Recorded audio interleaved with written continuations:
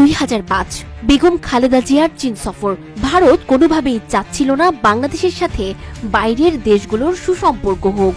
ভারতীয় মদদে সারা দেশে জঙ্গি হামলার ঘটনায় বেগম জিয়া চীন সফর সংক্ষিপ্ত বা অসমাপ্ত রেখেই দেশে ফিরে আসেন।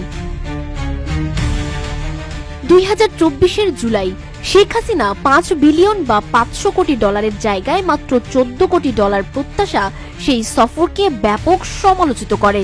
এমনকি এই সফরের সবচেয়ে বেশি গুরুত্বপূর্ণ টপিক তিস্তা মহাপরিকল্পনা জানিয়ে সেই সফরে কোনো কথাই হয়নি। এদিকে চলছে 2025 আবারও চীন সফর। অন্তর্বর্তী সরকারের প্রধান উপদেষ্টা ডক্টর মোহাম্মদ ইউনূস 4 দিনের চীন সফরে।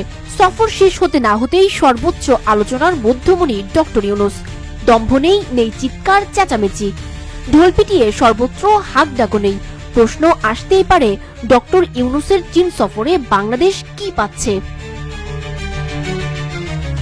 15,000 কোটি টাকার বিশ্বমানের মেডিকেল প্রতিষ্ঠা, 12,000 কোটি টাকার 4টি মহাসাগরীয় বাণিজ্য জাহাজ ক্রয়, 10,000 কোটি টাকার তিস্তা ব্যারেজ তৈরি, বিনা শুল্কে 2028 সাল পর্যন্ত মুক্ত পণ্য বাণিজ্য সহ বিশেষ অর্থনৈতিক অঞ্চল তৈরির $1 ট্রিলিয়ন চুক্তি হতে যাচ্ছে।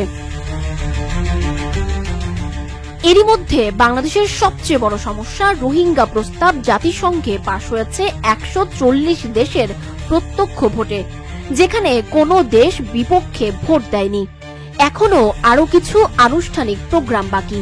এতেই ডক্টর ইউনূসের যা অর্জন, ইতোপূর্বে বাংলাদেশের ইতিহাসে অন্য কোনো রাষ্ট্রপ্রধান চীন থেকে দেশের জন্য এত বেশি অর্জন নিয়ে ফেরেনি।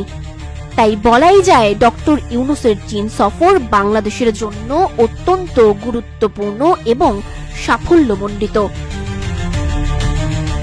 সানজিদা আফরিন সোনিয়া, রূপালী বাংলাদেশ।